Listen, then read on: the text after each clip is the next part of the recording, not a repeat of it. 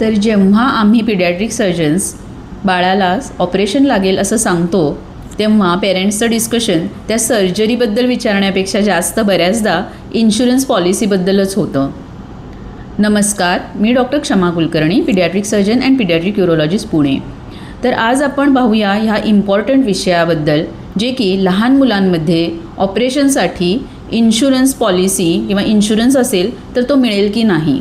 तशी मी इन्शुरन्सची पर्सन नाही आणि मी ह्याविषयी बोलायला पण नाही पाहिजे, पण आपल्याकडे डॉक्टर म्हटलं की लहान मुलांचा सर्जरी सांगितली की त्याच्यानंतर डिस्कशन जास्त लोकांना त्यांच्या इन्शुरन्स पॉलिसीबद्दल, कारण ऑब्व्हियसली पेशंट्सना जेव्हा स्वतःच्या पॉकेटमधून पैसे भरायचे असतात किंवा त्यांची इन्शुरन्स पॉलिसी असेल तर त्यांना असतं की ते इन्शुरन्स पॉलिसीमध्ये सगळं कव्हर व्हावं. पण लहान मुलांच्या सर्जरी जेव्हा असतात म्हणजे बऱ्याचदा लहान मुलांचे कंजेनायटल ॲनोमॅलीज असतात, म्हणजे जन्मजात आजार असतात. जसं की हार्निया आहे, जरी तो 4 वर्षाला असेल तरी प्रत्येक डॉक्टरला माहीत असतं की हा लहानपणापासूनचा आजार आहे, जन्मजात आजार आहे. दुसरे अगदी जन्मापासून असलेले जे आजार असतात जसे की हायड्रोसिल असू दे, अनडिसेंडेड टेस्टीज, हायपोस्पेडियास, ह्या सगळ्या कंडिशन्स जन्मजात आजारांमध्ये येतं. आता पूर्वी बऱ्याचशा मेडिक्लेम कंपनीज ह्या कंडिशन्स इन्क्लूड करत नव्हत्या, ते फ्लॅटली रिजेक्ट करायचे.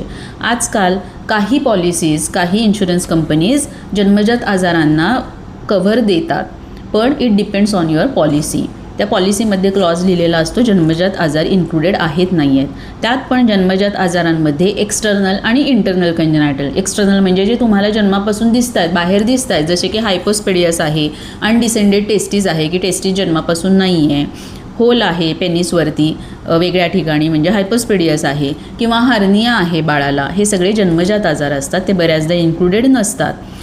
पेरेंट्सचा कन्सर्न असतो किंवा पेरेंट्सना बऱ्याचदा आम्ही जेव्हा सांगतो की हे इन्शुरन्समध्ये कव्हर मिळेल की नाही हे आम्ही सांगू शकणार नाही, पण त्यांना अगदी गॅरंटी असते, कारण मे बी त्यांच्या एजंटनी त्यांना सांगितलेलं असतं की नाही तुम्हाला काही झालं तरी इन्शुरन्स पॉलिसीमध्ये हा कव्हर मिळेलच. पण असं नसतं. हे डॉक्युमेंट्स आपल्याला आधी पाठवून बघावे लागतात. तिथेही एक डॉक्टर असतो जे ते डॉक्युमेंट्स चेक करतो, त्यांच्या काही क्वेरीज रेज होतात आणि त्यानंतर ते डिसाईड करतात तुमच्या क्लॉजप्रमाणे मेडिक्लेमच्या की त्याला पॉलिसीमध्ये त्याच्या आहे नाही आहे. आता काही जणांच्या पॉलिसी असतात ज्याच्यात प्रेग्नन्सीपासून कव्हर इन्क्लुडेड असतो, त्यांचं प्रीमियम पण त्याप्रमाणेच पे केलेलं असतं. त्या केसेसमध्ये मिळण्याचे चान्सेस जास्त असतात.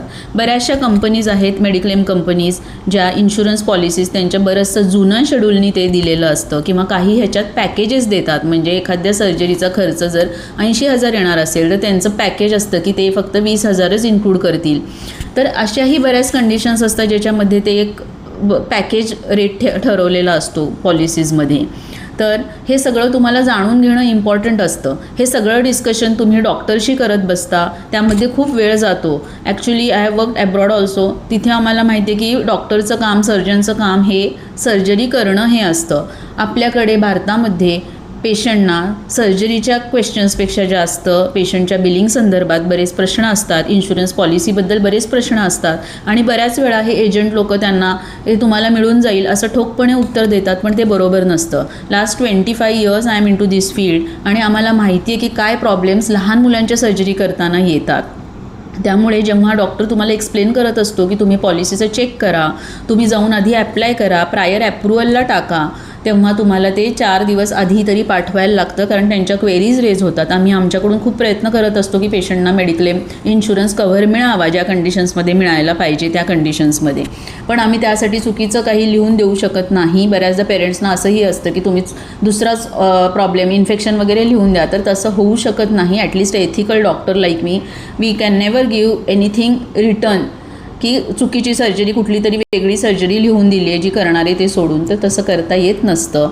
त्यामुळे तुम्ही आधी चेक करून घ्या, नाहीतर तुम्हाला तयारी करावी लागते की त्या इलेक्टिव्ह केससाठी, प्लॅन केससाठी आपल्याला जो खर्च येणार आहे ते सगळं अरेंज करावं लागतं. त्यामुळे असं विश्वास ठेवून बसू नका की आमच्या एजंटनी सांगितले म्हणजे आमचा इन्शुरन्स कव्हर होणारच.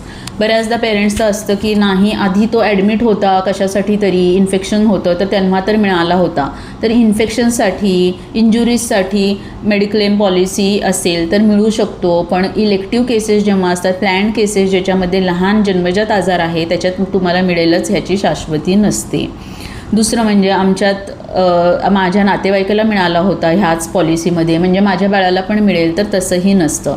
त्यामुळे हे आधी क्लिअर आपल्याला करावं लागतं.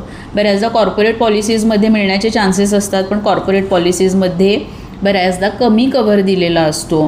आता शेड्यूलसुद्धा चेंज झालेलं असतं हॉस्पिटलचं, पण ते कव्हर जो देतात तो बऱ्याचदा 4 वर्ष 5 वर्ष जुन्या SOC प्रमाणे चार्जेस दिलेले असतात.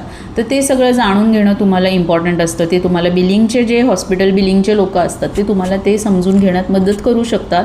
पण ॲज अ सर्जन आम्ही जेव्हा रोजच्या ह्या सर्जरीजमध्ये बघतो, बऱ्याचदा आदल्या दिवशी तुम्हाला कळतं की मेडिक्लेम रिजेक्ट झाला आहे आणि मग तुमचा सगळा प्लॅन कॅन्सल होतो. पण सर्जनने पूर्ण तयारी केलेली असते OTची, हॉस्पिटलची OT स्लॉट बुक केलेला असतो. पेरेंट्स आम्हाला कळवतही नाहीत की त्यांनी मेडिक्लेम रिजेक्ट झालं आहे म्हणून ऑपरेशनला येणार नाही आहेत. तो स्लॉट वाया जातो हॉस्पिटलचा, जेव्हा सगळेजणं डेडिकेटेडली त्या तिथे सर्जन, ॲनेस्थेटिस्ट, नर्सिंग स्टाफ, OTची सगळी तयारी झालेली असते आणि आयत्यावेळी लोक कॅन्सल करतात केस विदाऊट एनी रिझन देता. त्यामुळे तुमचं जर असं असेल की मेडिक्लेमवर तुमची सर्जरी अवलंबून असेल तर प्लीज त्या सर्जनपर्यंत हे पोचवा. म्हणजे स्लॉट्स जे बुक केलेले असतात, सर्जनचा वेळ आणि बाकी जी तयारी असते, सर्जरी असं नाही आहे की पेशंटला घेतलं आहे आणि आम्ही ऑपरेशनला ॲडमिट केलं आहे आणि केलं आहे. This we can't do for paediatric surgeries. त्यामुळे इलेक्टिव्ह केसेसमध्ये तुमची पॉलिसी असेल तर आधीपासून तयारीत राहा. थँक्यू.